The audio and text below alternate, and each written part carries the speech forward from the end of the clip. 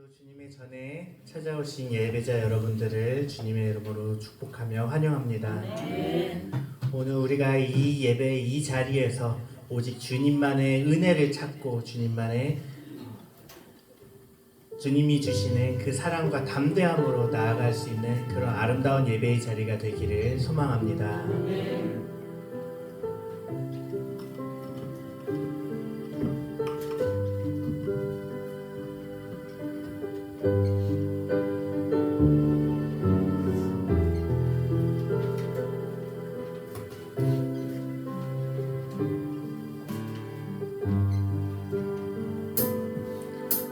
주 나의 몫을 보내 상한 나의 맘 보시네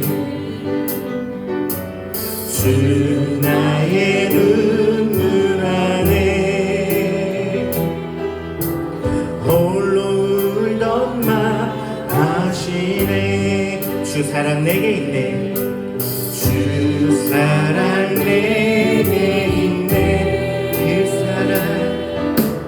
그 사랑이 날 채우네 주 은혜 내게 있네 그 은혜로 날 세우네 세상 소망 다 사라져가도 주의 사랑은 끝이 없으니 살아가는 이 모든 순간이 주님의 힘을 나는 믿네. 다시 한번 2절로 고백해볼까요? 주 사랑 내게 있네 그 사랑이 날 채우네 주 은혜 내게 있네 주 은혜 내게 있네 그 은혜로 날 세우네 세상 소망 다 사라져가 주의 사랑은 끝이 없으니 살아가는 이 모든 순간이 주님의 힘을 나는 믿네 세상 소망 다 사라져가 주의 사랑은 끝이 없으니 살아가는 이 모든 순간이 주님의 힘을 나는 믿네 살아가는 이 모든 순간이 주님의 힘을 나는 믿네. 언제나 주님이 주시는 그 은혜를 흠모하며 찬양하며 주님께 나아갑니다.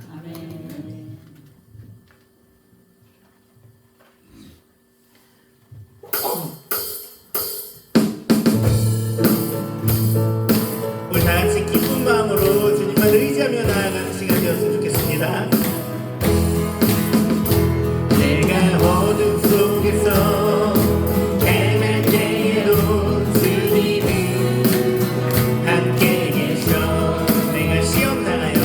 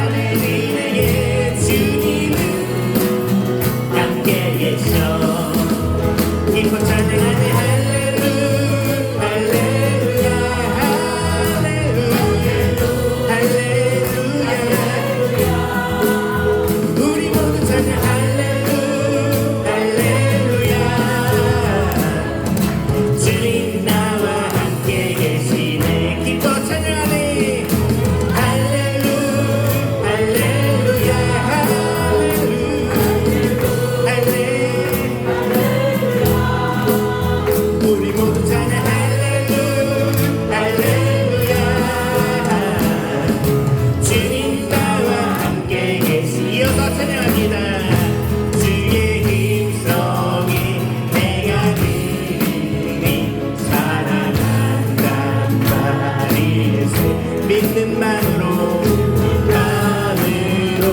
주께 가오니 나를 영접하소서. 주여 넓으신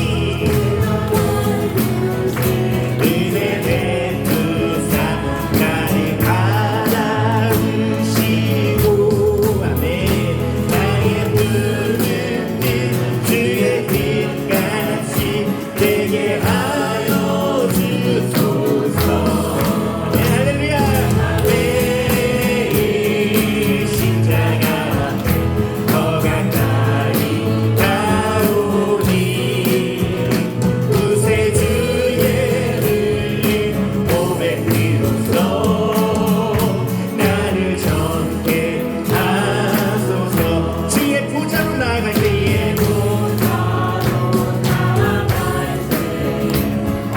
하니 기쁜가. 주의 얼굴이 항상 배우니 더욱 친밀합니다. 내가 매일 십자가 더 가까이 가오니 구세주의 흘린 몸의 피로써 나를 젊게 하소. 내가 매일 십자가 앞에 더 가까이 가오니 구세주의 흘린 몸의 피로써 나를 젊게 하소서. 아멘.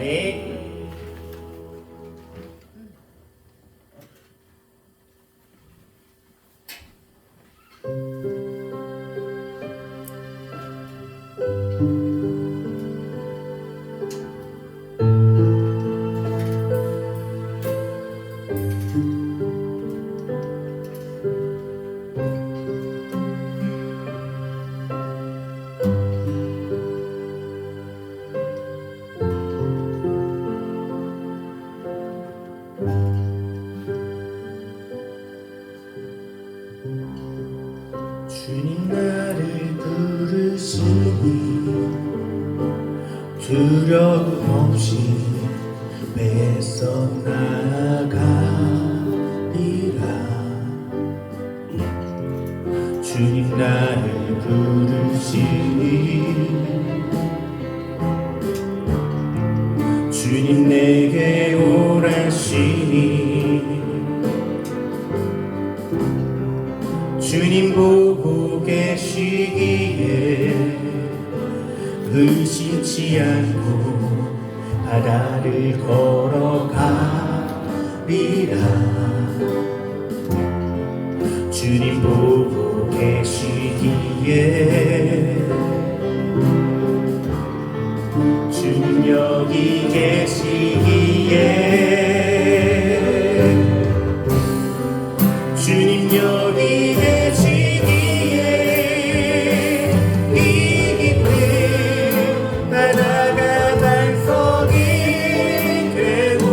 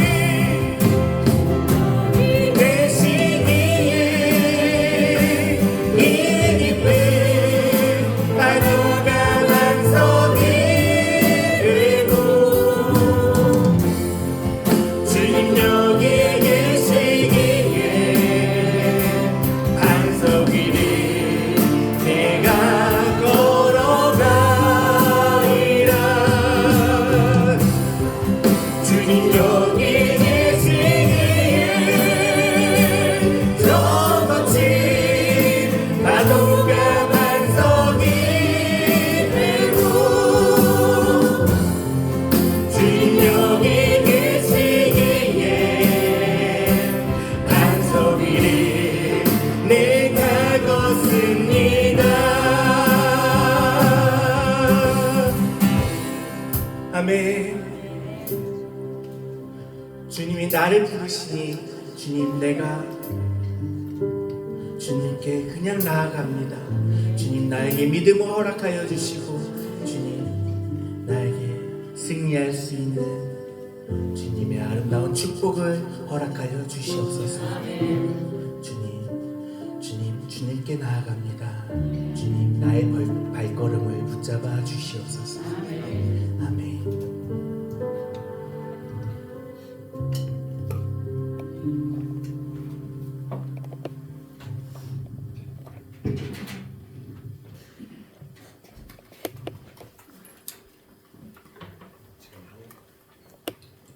박미정 권사님 기대 인도하시겠습니다.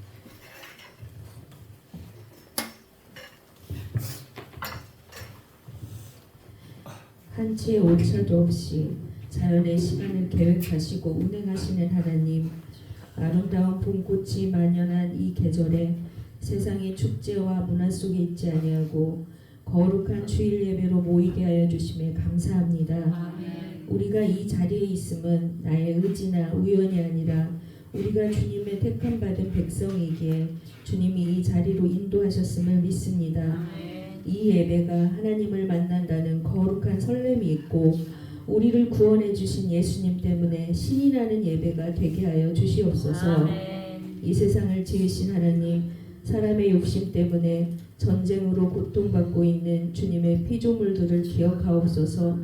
전 세계의 지도자들의 마음에 평화를 사랑하는 마음을 주셔서 휴전이 아닌 종전이 이루어지게 하시고 어려워진 환경들이 하루속히 회복될 수 있도록 은혜 내려 주시옵소서. 아멘. 무엇보다 전쟁과 기근과 자연재해들을 통해 주님의 임재하심이 임박하였음을 깨닫게 하시어 복음으로 돌아가고 하나님 앞에 회개하고 회복하는 우리가 되게 하여 주시옵소서. 아멘. 이 나라 대한민국을 도와주시옵소서. 아멘. 수많은 선교사님들의 핏값으로 이 땅에 복음이 전해졌고 그 복음으로 말미암아 수많은 주의 백성들이 여전히 하나님 앞에 기도하는 줄 압니다. 이 나라와 민족을 위한 기도에 응답하시사 이곳에 주님의 손길이 임하고 하나님이 통치하시는 나라가 되게 하여 주시옵소서. 아멘. 주님의 선하신 계획하심 아래 세워진 우리 평안교회를 위해 기도합니다.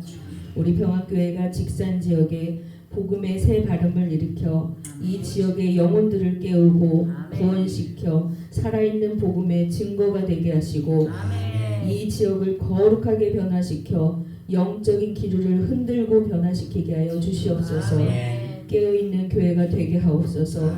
전도의 사명을 붙들고 순종하여 부흥의 역사를 써가는 교회가 되게 하여 주시옵소서. 하나님 아버지, 주님이 보내신 주의 종을 기억하옵소서. 성령의 능력이 충만한 주의 종이 되게 하시고 날마다 새 힘과 능력을 주셔서 그 입술을 통해 증거되는 말씀과 간절한 기도로 말미암아 죽어있는 영혼들이 살아나고 약한 자들의 믿음이 자라게 하시고 연약한 지체들이 치유되며 상한 영혼들이 위로받게 하사 오직 십자가의 능력만 드러내는 주님의 종이 되게 하여 주시옵소서.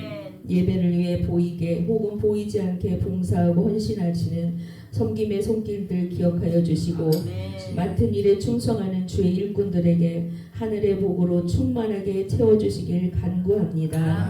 주님, 오늘 오후에 있을 야유예배도 주님이 함께해 주시사 가는 길과 돌아오는 길 안전하게 지켜주시고 평안의 가족들이 서로 화합하고 사랑의 교제를 나누는 아름다운 시간이 되도록 지켜주시옵소서.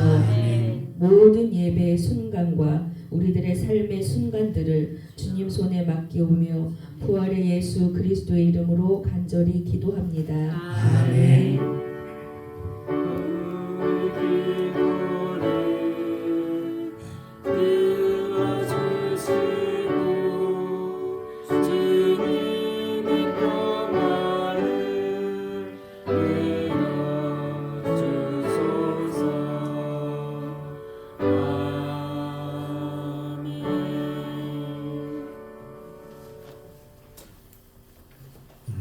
주신 하나님의 말씀은 사도행전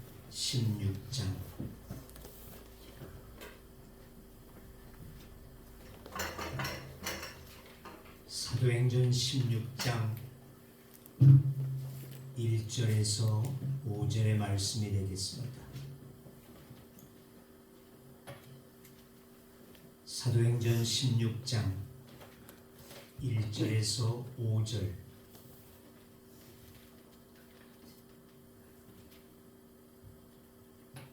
이제 공독합니다. 바울이 더베와 루스드라에도 이름에 거기 디모데를 하는 제자가 있으니 그 어머니는 믿는 유대 여자요 아버지는 헬라인이라. 디모데는 루스드라와 이고니온에 있는 형제들에게 칭찬받는 자니 바울이 그를 데리고 떠나고자 할세 그 지역에 있는 유대인으로 말미암아 그를 데려다가 할례를 행하니 이는 그 사람들이 그의 아버지는 헬라인인 줄 다 알미로라. 여러 성으로 다녀갈 때에 예루살렘에 있는 사도와 장로들이 작정한 규례를 그들에게 주어 지키게 하니 이에 여러 교회가 믿음이 더 굳건해지고 수가 날마다 늘어가니라. 아멘. 할렐루야. 전도합시다. 예배당 70명을 주시옵소서. 아멘. 오늘 본문을 보시게 되어지면 사도 바울이 디모데에게 할례를 행했다는 것입니다. 자, 좀 이상하다는 느낌을 들지 않습니까? 이상하다는 느낌이 들지 않을까요? 디모데를 할례를 주었다는 겁니다. 바울이. 사도 바울이 단 한 번도 그 서신서를 보게 되어지면 할례를 받아야지 한다거나 할례가 중요하다고 말하게 되어진 적은 한 번도 없었다는 것이죠. 또 무엇보다도 지난 장인 이 15장에서 이 일을 예루살렘 교회가 총회까지 열었기 때문이라는 것이죠. 이 할례의 문제를 가지고 이방인들도 할례를 받아야 할 것이냐 받지 말아야 할 것이냐 이 문제를 가지고 15장에서 총회를 열고 결과적으로 할례를 받지 아니해도 믿음으로 구원을 받는다라고 하는 결론을 다 냈다는 것이죠. 그런데 바울이 왜 이 디모데에게 할례를 행했느냐 하는 문제라는 것입니다. 어쩌면 좀 앞뒤가 맞지 않지 않는가 하는 우리가 생각을 해보지 아니할 수 없다는 것입니다. 자, 이스라엘 백성들에게 있어서의 할례란 어떠한 의미냐는 것이죠. 할례. 처음에 하나님께서 아브라함에게 하나님의 자녀 되어진 표로 내 집에 모든 남자에게 이 할례를 행하라 이와 같이 명하심으로 말미암아 그리고 그 오랜 세월 후에 모세를 통해서 율법을 주실 때에 하나님의 백성은 할례를 받아야지만이 된다고 율법에 아예 명시화되어졌다는 것입니다. 그러니까 이스라엘 백성이라면 할례를 빠뜨려서는 안 된다는 것입니다.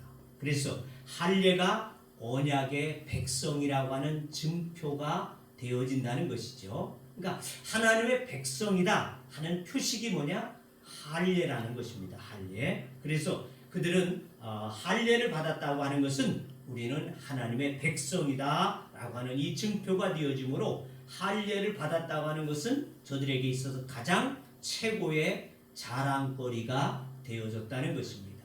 그러니까 이방의 사람들과는 우리는 다른 자들, 우리는 하나님의 표식을 가진 자들, 이와 같은 아주 자랑거리 되어지는 위대한 자기들만에 가지고 있는 특화되어진 이와 같은 것이라고 생각하는 것, 이것이 바로 할례가 되어졌다는 것입니다.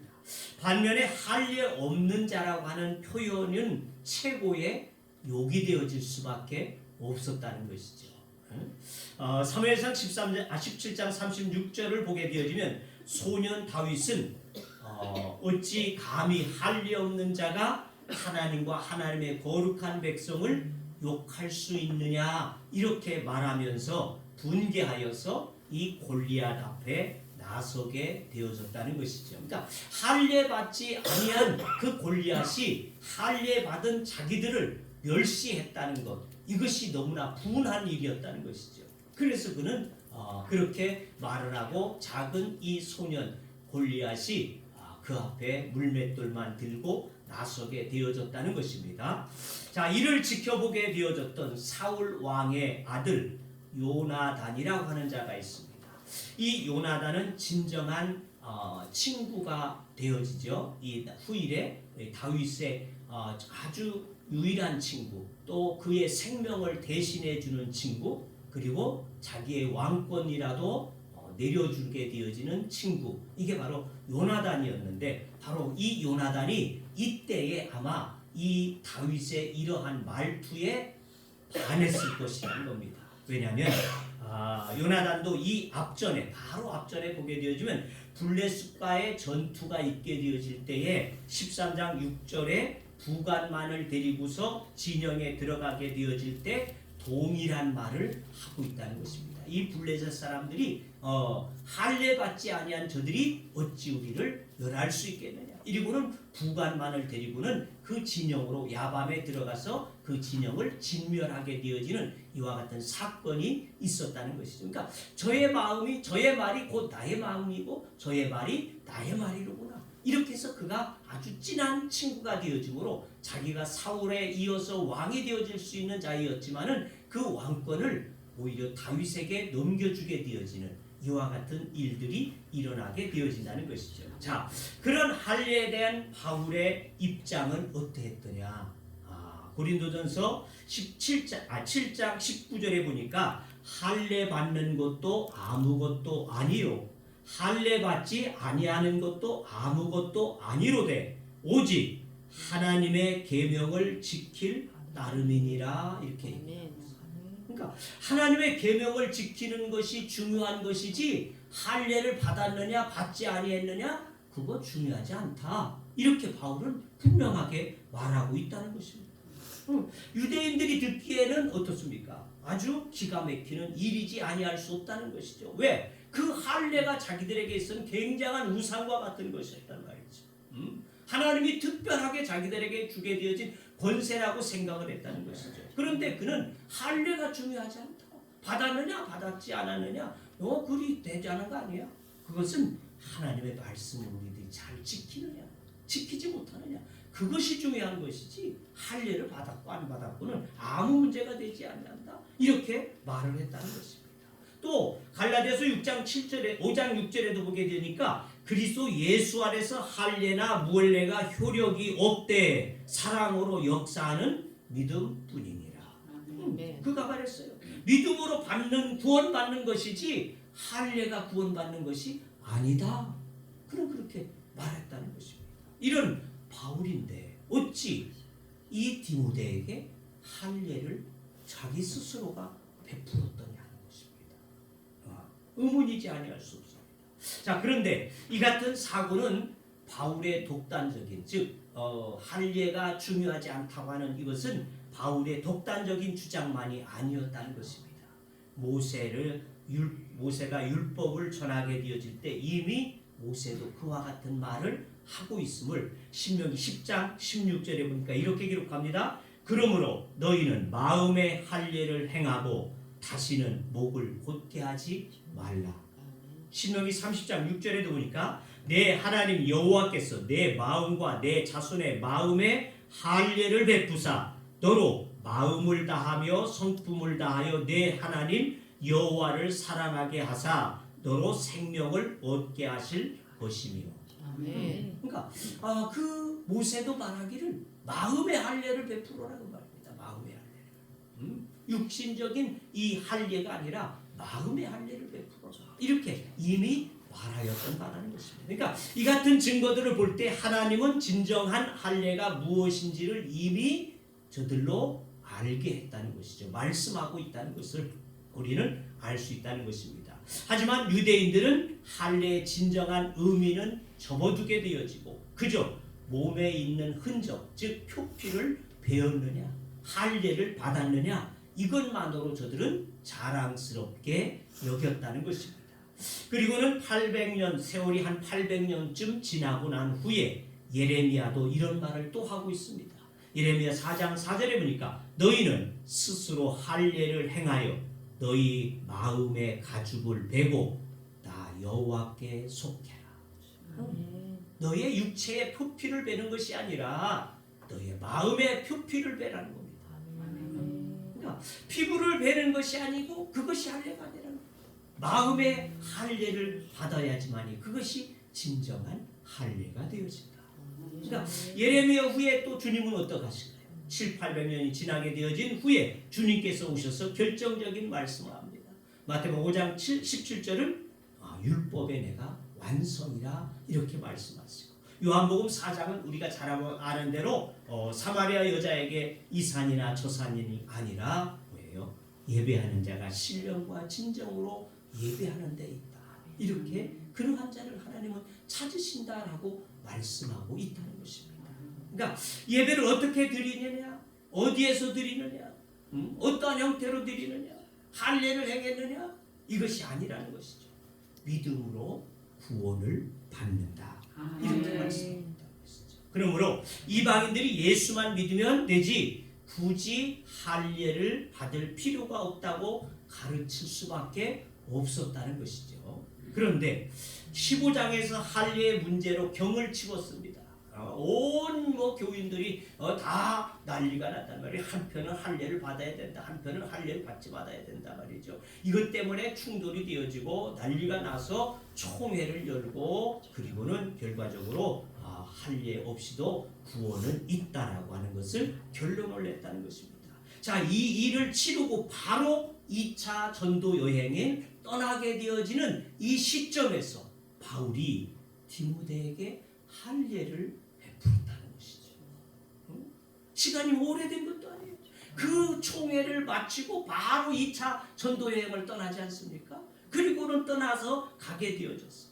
루스드라 더베에 이르러서 저가 이 디모데에게 할례를 베풀었다는 것이죠. 참 놀랍지 않습니까? 자, 왜 그랬을까? 3절 할례를 받게 했는지 우리가 한번 보아야지 될 것 같습니다. 왜 할례를 받게 했을까? 3절 봅시다. 3절 다 같이 한번 봅시다. 바울이 그를 데리고 떠나고자 할세 그 지역에 있는 유대인으로 말미암아 그를 데려다가 할례를 행하니 이는 그 사람들이 그의 아버지는 헬라인인 줄 다 알미러라. 자, 이것은 현대인의 성경은 또는 새 번역도 마찬가지고 자관 새로 번역되어진 우리들이 쉽게 볼 수 있는 성경들은 이렇게 기록하고 있습니다. 그래서 바울은 디모데를 데리고 다니려 했으나 그의 아버지가 그리스 사람인 것을 아는 그 지방 유대인들 때문에 그를 먼저 데려다가 할례를 행하였다. 그의 아버지가 누구다? 그리스 사람이다. 헬라, 여기 우리가 가지고 있는 성경은 헬라인이라 했는데 나머지 우리가 쉽게 알 수 있는 번역되어진 성경을 보았더니 거긴 그리스 사람이라고 합니다. 그리스 사람. 그러니까 그 지경에 있는 유대인들 때문에 디모데에게 할례를 행해 주었다는 것이죠. 그러니까 바울이 언제 유대인들을 두려워해서 그러면은 할례를 받아야지 된다. 이렇게 자기 소신을 바꾼 적이 있었다면 한 번도 없다는 것이죠. 한 번도 없어. 돌에 맞아 죽어가면서도 소신을 굽히지 아니했던 바울이라는 것입니다. 그런데 그 지경에 있는 유대인들 때문에 방금 예루살렘 총회에서 그와 같이 결정을 내고 내려온 이와 같은 시점임에도 불구하고 그가 여기 와서 유대인들로 인해서 할례를 디모데에게 시켰다는 것, 정말 이해가 되기 어려운 이야기일 수 있다는 것입니다. 오늘 본문을 통해서 그 이유를 찾아본다면 16장 바울의 전도 2차 전도 여행 시작이었는데 더베와 루스드레에 갔다가 거기서 디모데라는 제자를 만나게 되어집니다. 그는 이미 훌륭한 제자가 되어져 있었다는 것이죠. 그런데 디모데를 동네 사람들은 3절 하반절에 보는 대로 뭐라고 한다? 그의 아버지가 그리스 사람인 줄 알미라. 그러니까 부친이 그리스 사람이라는 것은 뭐예요? 그는 아버지를 따라가니까 유대인이 아니라는 것이죠. 유대인이 아니다. 그러니까 그래서 디모데에게 할례를 행해야지 하는 이유가 없는데도 불구하고 할례를 받게 함으로써 전도하러 다니게 되어질 때에 디모데가 나도 할례를 받은 유대인이다 라고 하는 말을 할 수 있게끔 하기 위함이었다는 것입니다. 그러니까 다시 말하면 복음을 전하다가 트집 잡힐 만한 일을 두지 않기 위해서 싹을 잘라내게 되어졌다는 것이죠. 우리들도 복음을 전하다 보게 되어지면 트집 잡는 사람들을 종종 만나게 되어진다는 것이죠. 그렇지 않습니까? 그때 어떤 사람들은 뭐라고 하든지 간에 우리는 복음만을 위해서니까, 그리고는 자기 믿음의 고집만 부리고서 밀어붙이게 되어지는 그와 같은 사람들도 제법 있다는 것입니다. 그 결과는 어떻게 될까요? 그 결과는 오히려 효과를 가져오지 못하고 역효과를 가져오게 마련이라는 것이죠. 그렇습니다. 바울은 소신이 왔다 갔다 해서 언제는 할례를 받게 하고 언제는 할례를 받지 않게 하고 이와 같이 소신이 없는 사람이 아니었다는 것이죠. 저는 소신 있는 사람이 분명한데 복음을 위해서라면, 복음을 전하는데 도움이 되어진다고 한다면 이 정도는 얼마든지, 왜? 할례를 받아도 그만, 받지 않아도 그만인 것이니까. 그러니까 얼마든지 양보할 수 있었다고 하는 것입니다. 때로 정말 중요한 것을 잃지 않기 위해서 좀 더 덜 중요한 것, 그것은 얼마든지 버릴 수도 있었다고 하는 것을 바울은 우리에게 잘 표현해주고 있다는 것이죠. 그러니까 정말 복음을 위해서라면 믿지 않는 동료들에게마저 정말 모자라는 사람처럼, 우리는 속이 없는 사람처럼 그렇게 나를 내려놓을 수도 있어야지 될 줄로 믿습니다. 그래서 나를 다 내려놓고 정말 복음을 위해서 살 수 있는 그리스도인의 삶을 우리는 살아갈 수 있기를 바랍니다. 자, 그러나 절대로 양보할 수 없는 것, 그것은 뭐예요? 복음 앞에서는 목숨을 걸고라도 복음의 진리에는 우리들이 뭡니까? 내 마음대로 이렇게 바꿀 수는 없다는 것이죠. 바울의 생각에 구원을 얻기 위해서 할례를 행할 필요가 없다는 것이 그런 거란 말이죠. 할례를 받을 필요는 없어요. 복음 예수를 믿는데 구원을 받는 데는 할례가 필요하지 않다는 것입니다. 그러나 복음을 전하는데 방해가 되어진다고 한다면 할례도 행할 수 있다고 하는 생각이 바로 바울의 생각이었다는 것입니다.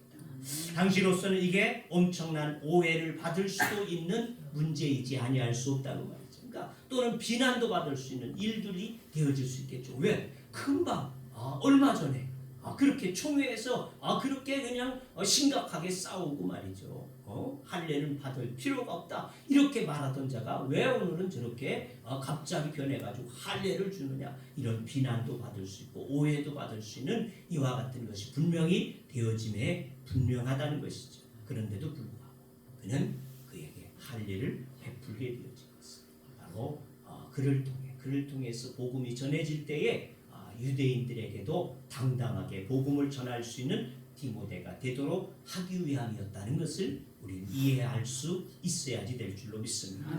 예전에 우리나라에 교회가 처음 들어왔을 때는 우리나라는 남녀 7세 부동석이다 하는 이와 같은 것들이 있지 않았습니까? 그래서 교회에 커튼이 쳐졌다는 것이죠. 커튼, 초창기에 우리 한국 교회 초창기에는 이 가운데로 커튼이 쫙 쳐져 있어. 여기서부터 쫙 커튼이 쳐져 있어. 그래서 한쪽은 남자, 한편은 여자가 앉았어.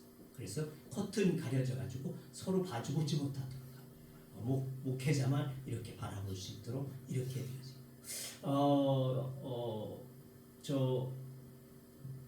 김제에 가게 되어지면 금산교회라고 하는 교회가 있는데, 그것은 그 교회는 아예 기역자 교회가 되어졌어요. 이렇게 기역자로 한편은 남자, 한편은 여자 이렇게 하면서 이렇게 되어진 교회도 지금 현존에 남겨져 있습니다. 이랬단 말이죠. 자, 이랬던 시대에 좀 개화가 시작되어지면서 어느 목사님이 이 커튼을 치웁시다 이렇게 말을 했다가 그만 면직을 당하기도 했다는 것이죠. 목사의 목을 떼버렸어요. 그런 경우도 있어요. 자, 그런데 만약에 예를 들어서 이 목사가 치웁시다 이렇게 했던 목사가 말이죠.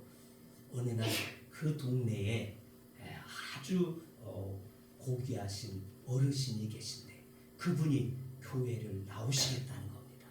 그런데 나는 도저히 그런데 남자 여자가 합해서 쳐다볼 수는 없다.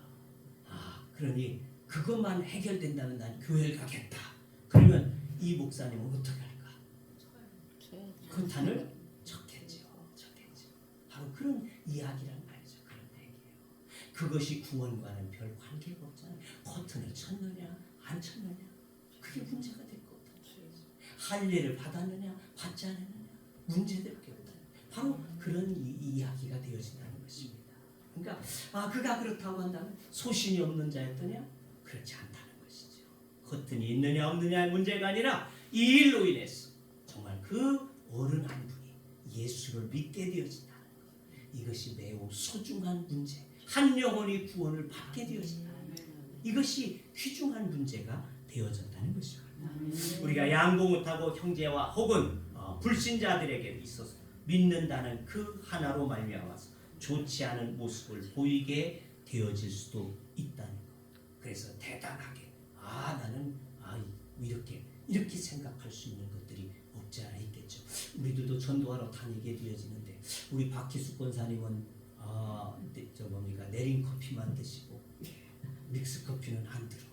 근데 전도하러 갔더니 그 사람이 믹스 커피를 타주면서 이거 좀 제발 먹어라 그러는데도 아니 나는 믹스커피 절대 안 먹어 이래서 안 된다고.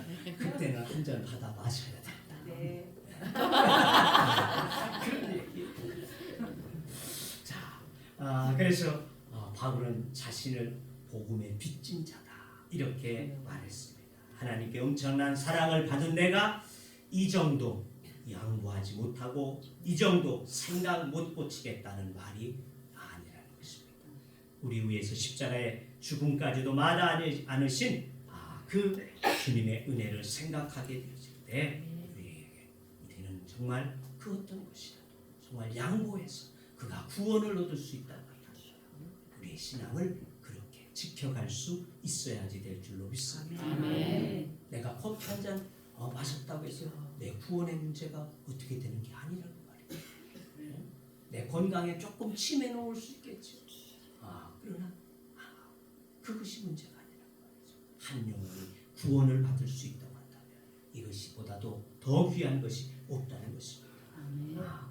구원을 위해서라면 안 믿는 우리 이웃들이 우리들의 속을 긁어놓게 되어질지라도 배알이 뒤틀리게 내 자존심을 긁을지라도 우리가 그때는 참아낼 수 있어야 된다는 것이죠. 하나님께서 우리에게 사랑을 베푸셨다는 것을 기억한다면 하나님을 위해서 우리가 뭘 못할 수 있겠습니까? 평강공주의 이야기 우리가 잘 알지 않습니까? 평강공주 그가 늘 울게 되어지니까 그의 아버지가 왕인 아버지가 너 그렇게 울게 되어지면 좁은 신부감으로 좋은 그 집안에 시집을 가지 못하고 바보 온달에게나 갈 것이다 이렇게 말하게 되어졌더니 이 평강공주가 그 말을 새겨들어서 어떻게 됐어요? 평생토록 그 말을 새기고 있다. 결국에 바보 온달에게로 시집을 간다는 것입니다. 그래서 그가 궁 중에서 쫓겨남을 받지 않습니까? 우리는 하나님의 말씀을 새겨듣고 이걸 지키기 위해서 얼마나 큰 것을 버릴 수 있을까? 한번 생각해 볼 수 있어야 되겠습니다. 겨우 서너 푼도 안 되는 자존심 때문에 아니면 체면 때문에 고함 지르기도 하고 싸우기도 하게 되어지는 이런 것들이 오늘 내 모습이지 아니할까? 하나님의 말씀을 새겨드리면 그럴 수 없다는 생각이어야지 될 줄로 믿습니다. 아이들이 싸움하는 것을 지켜보게 되어지면 어떻습니까? 아이들 장난감 여러 개가 있을지라도 어떤 아이가 이것을 하나 가지고 놀게 되어지면 또 다른 아이는 이것을 저도 갖고 놀겠다고 둘이 붙어가지고 쌈박질을 하지 않습니까? 그래서 그것을 지켜보던 어른은 어떡합니까? 아니야 얘야 이게 더 좋은 거야. 너 이거 갖고 놀아. 그렇게 말할지라도 그 아이들은 어때요? 아무도 이것이 더 좋아도 이걸 쳐다보지도 않아요. 오직 이것만이 좋다는 겁니다. 그래서 둘이서 붙잡고 싸워대다가 한 놈이 울든지 아니면 이것이 부서지든지 둘 중에 하나가 나서 그냥 우왕우왕하고 다 울어야지만이 끝나게 되어지는 것을 우리는 잘 보지 않습니까? 이것이 애들이기 때문에 그런데 애들만 그렇습니다. 애들만 그렇지 않더라는 것이죠. 어른들도 똑같은 때가 있더라는 겁니다. 어른들도 그렇게 양보를 잘 하지 못한다는 것이죠. 쓸데없이 고집을 세우게 되어집니다. 체면 때문에, 쓸데없는 권위 때문에 양보를 하지 못하게 되어진다는 것이죠. 그래서 한번 반대하게 되어지면 그것이 잘못되어진 것이라는 것을 알면서도 불구하고 끝까지 고집을 부리지 않게 되어지는 이러한 사례들도 얼마든지 있다는 것입니다. 가정에서도 마찬가지입니다. 부부 싸움을 할 때 어떻습니까? 세계 평화를 위해서 싸우십니까? 국가의 장래를 위해서 싸우십니까? 아니잖아요. 아무것도 아닌데, 별것도 아닌데 그걸 가지고 토닥거리다가 심각한 문제로 번지게 되어져요. 우리의 생각을 조금만 내려놓을 수 있기를 주의 이름으로 부탁합니다. 오늘 말씀 사도 바울이 이 소신 있는 결단을 기억하여서 그런 묘미를 살릴 수 있는 신앙인들이 되어줄 수 있기를 바랍니다.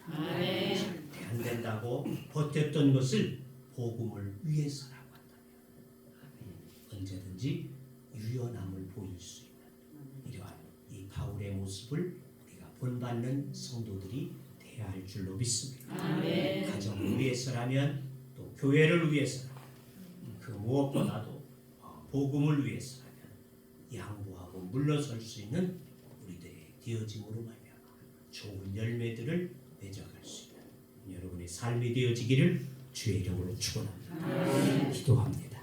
주님, 오늘 바울의 참된 모습을 다시 한번 생각하며 우리들의 모습을 비추어 생각합니다. 그가 방금 전까지는 할례 문제로 다투고 싸우게 되어졌지만 또한 전도하면서 만나게 되어진 디모데에게는 할례를 베풀게 하였던 것처럼 오직 복음을 위해서라면 그 어떠한 것도 양보할 수 있었던 이 바울의 모습을 우리들이 깨닫게 하여 주시옵시사. 우리도 주의 복음을 전하는 데 방해되어지는 것이 있다고 한다면 나를 바꾸고 나를 변화시킬 수 있는 믿음이 되게 하여 주시옵시고 이뿐만이 아니라 나의 가정에서도 하나님의 교회에서도 또한 사회 생활에 있어서도 이렇게 나를 내려놓을 수 있는 삶이 되어지게 하여 주시옵시사. 참된 그리스도의 모습을 보여주고 나타낼 수 있는 믿음의 사람들이 되어지도록 축복하여 주옵소서. 예수님의 이름으로 기도하옵나이다. 아멘. 찬송 508장입니다.